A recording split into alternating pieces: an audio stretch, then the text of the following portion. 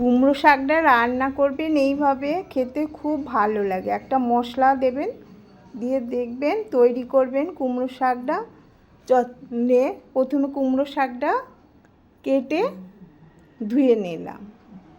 ভালো করে ধুতে হবে কুমড়ো শাক। কুমড়ো শাকটা আমার বাড়িতেই হয়েছিল গাছটা, সেইখান থেকে দুটো ডগ কেটে করলাম তরকারিটা। খেতেও ভালো লাগে কুমড়ো শাক বাড়ির কাটা এতে, খুব সুন্দর লাগে। বড়িগুলো তো ভেজে নিতে হবে। প্রথমে 3টে বড়ি আমি ভেজে নিলাম, নিয়ে একটু ভালো করে ভাজতে হবে। বড় বড়ি, ছোট বড়ি হলে তাড়াতাড়ি ভাজা হয়ে যায়, ভেতরে যেন কাঁচা না থাকে। এইভাবে বড়িগুলো ভেজে নিচ্ছি। নিয়ে একটা মশলা করে নেবো। বললাম যে এই মশলাটা দিলে খুব ভালো খেতে হয়। 1 চামচ সর্ষে, 1/2 চামচ পোস্ত প্রথমে পিষে নিলাম। পিষে নেওয়ার পর 3টে কাঁচা লঙ্কা ওর মধ্যে কেটে দিলাম, দিয়ে সামান্য জল দিলাম, দিয়ে একটা পেস্ট বানিয়ে নিলাম। দেখুন, চাপা দিয়ে এবার পেস্টটা বানিয়ে নেব।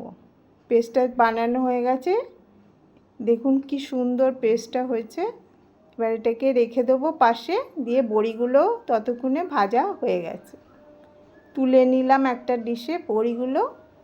এবার গ্যাসটা একটু কমিয়ে দিয়ে শুকনো লঙ্কা ফোড়ন দেবো।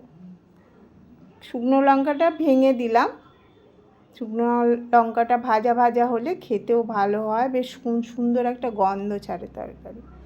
এবার সবজি কেটে নিয়েছিলাম, বেগুন, একটা ঝিঙে আর একটা আলু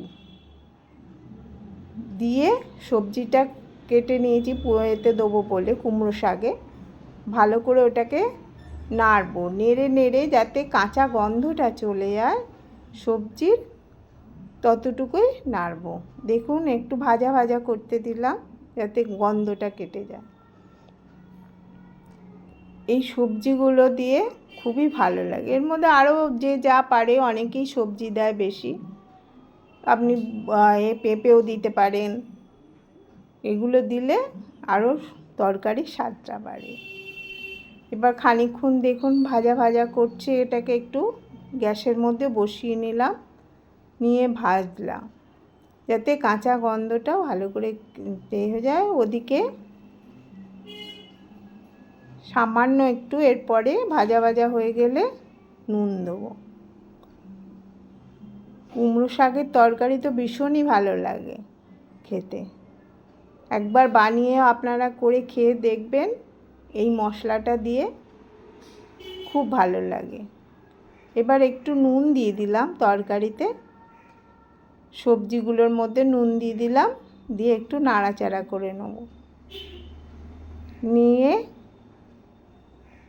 কয়েক সেকেন্ডের নাড়াচাড়া করে নিয়ে এর মধ্যে একটু হলুদ দেবো।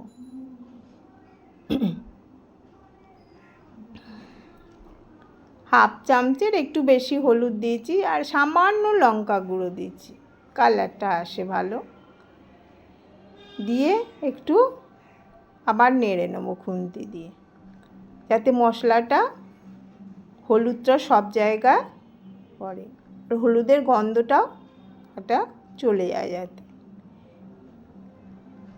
একটু সময় নিয়ে করতে হয়। এবার কুমড়ো শাকটা প্রেসারে একটু নুন আর জল দিয়ে সেদ্ধ করে নিয়েছিলাম। 2-3টে সিটি দিলেই কুমড়ো শাকটা হয়ে যায়।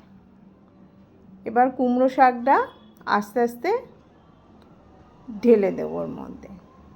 দেখুন, কুমড়ো শাকটা সেদ্ধও হয়ে গেছে 2-3টে সিটি দেওয়ার পরই। এবার ঢেলে দিলাম। কুমড়ো শাকের ভেতরে যে জলটা আছে সেটাও দিয়ে দিলাম, খুব উপকার ওই জলটা, সেদ্ধ করা জলটা। এবার নেড়ে নিলাম, কুমড়ো শাকের সঙ্গে মশলাটা ভালো করে মিশিয়ে নেব। হলুদ, নুন, লঙ্কার গুঁড়ো এটা মিশিয়ে নিচ্ছি।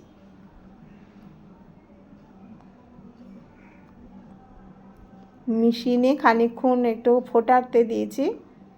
এবার যে মশলাটা করে রেখেছি দিয়ে দেবো ওর মধ্যে। সর্ষে, পোস্ত, কাঁচা লঙ্কা বাটা দিয়ে দিলাম, দিয়ে একটু নাড়িয়ে নেব, ভালো করে সবজির সঙ্গে মিশিয়ে নেব। এবার উপর থেকে 1 চামচের মতো চিনি দিয়ে দেবো। এবার মিষ্টি যে যেরম খায়, কেউ কম খায় কেউ বেশি খায়, সেরম পরিমাণ মতো নিজেরা করে নিতে হবে নুন মিষ্টিটা। 1 চামচের মতো চিনি দিয়ে দিলাম, দিয়ে এবার চাপা দিয়ে দিলাম যাতে সবজিগুলো সেদ্ধ হয়ে যায়। 2-1 মিনিট বাদে ঢাকনা খুললাম, খুলে জলটাও শুকনো হয়ে গেছে আর সবজিগুলো সেদ্ধ হয়ে গেছে। সবজিগুলো সেদ্ধ হয়ে যাওয়ার পর কিছুক্ষণ নাড়াচাড়া করলাম যাতে সবজিগুলো আরও ভালো করে হয়ে যায়। এবার একটা বাটিতে ঢেলে নেব। দেখুন খুব সুন্দর হয়েছে, মাখা মাখা করে রান্না করলে খেতেও ভালো হয়। এবার উপর থেকে যে ভেজে রাখা বড়িগুলো ছিল সেগুলো একটু ভেঙে নিয়ে ওপর থেকে ছড়িয়ে দিলাম। খুব সুন্দর খেতেও হয় বড়ি ভাজা উপর থেকে ছড়িয়ে দিলে।